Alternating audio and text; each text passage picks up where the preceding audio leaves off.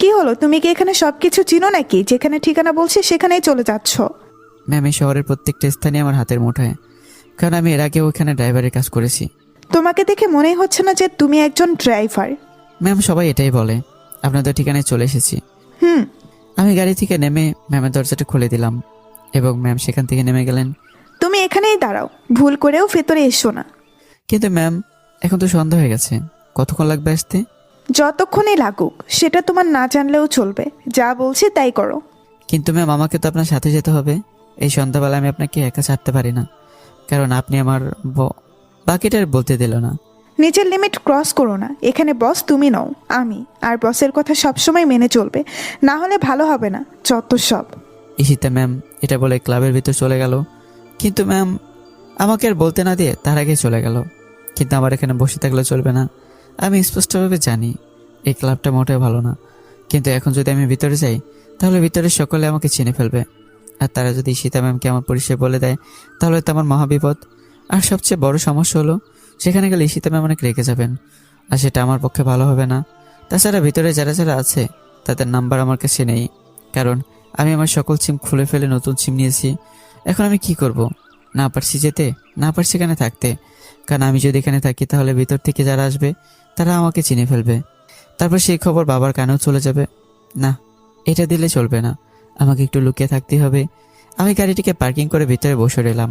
রাত 10টা বাজতে চলেছে, কিন্তু ম্যামের দেখা নেই। ভেতরে কি কোনো ঝামেলা হয়েছে নাকি? আরও কিছুক্ষণ অপেক্ষা করার পর দেখলাম ঈশিতা ম্যাম বেরিয়ে এলেন। দেখে মনে হচ্ছে অনেকটা রেগে আছেন, কিন্তু কেন? কিছু হয়েছে নাকি? আমি ওনার বডিগার্ড, আমাকে তো সব জানতেই হবে। ম্যামের জন্য গাড়ি দরজাটা খুলে দিলাম। ম্যাম, কিছু হয়েছে? কোনো সাড়া নেই, চুপচাপ গাড়িতে বসে পড়লেন। আমি আর কিছু জিজ্ঞাসা করিনি, দেখে বোঝা যাচ্ছে যে ভিতরে কিছু একটা হয়েছে, যার কারণে ম্যামের রাগের মাত্রা ছাড়িয়ে গেছে। বেশি রেগে গেলে কি না কি বলে তার কোনো ঠিক নেই। আমি সামান্য বসে গাড়িটাকে স্টার্ট দিলাম, তারপর সোজা বাড়ি চলে এলাম। ম্যাম কোনো কথা বলেননি, সোজা ঘরে চলে গেলেন। আমি তার পিছু পিছু গেলাম। বাড়ির ভিতরে কাউকে দেখলাম না।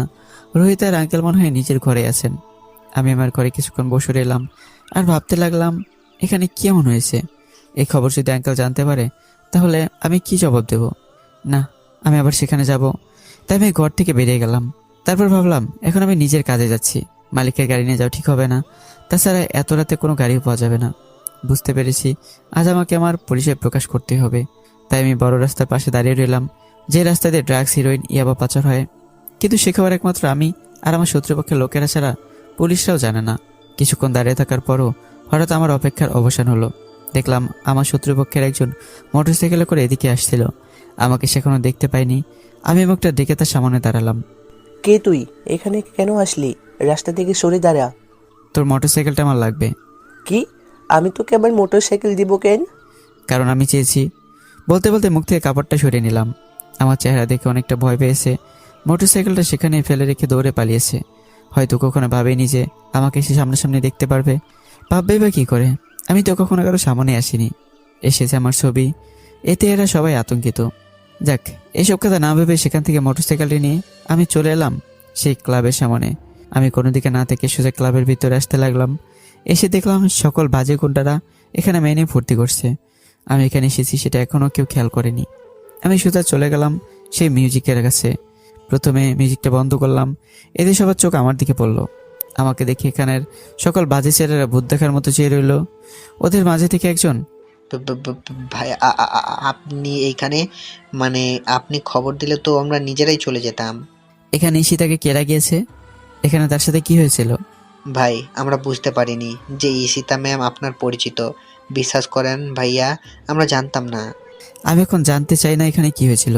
আমি শুধু এটাই জানি যে ঈশিতা এখান থেকে রেগে বেরিয়ে গেছে। আমি কালকের মধ্যে তোদেরকে সবাইকে যেন ওদের বাড়িতে দেখি, এবং তোরা তার কাছে আমার সামনে ক্ষমা চেয়ে আসবি। মনে রাখিস, এই শহরে তার রক্ষা কবচ আমি। আর যদি তোরা না গিয়েছিস। আপনি কোনো চিন্তা করবেন না ভাই, আমরা কাল সকালেই চলে যাব। আরেকটা কথা, আমি এখানে এসেছিলাম সেটা যেন কেউ কোনোভাবে না জানতে পারে, এমনকি ঈশিতাও যেন জানতে না পারে।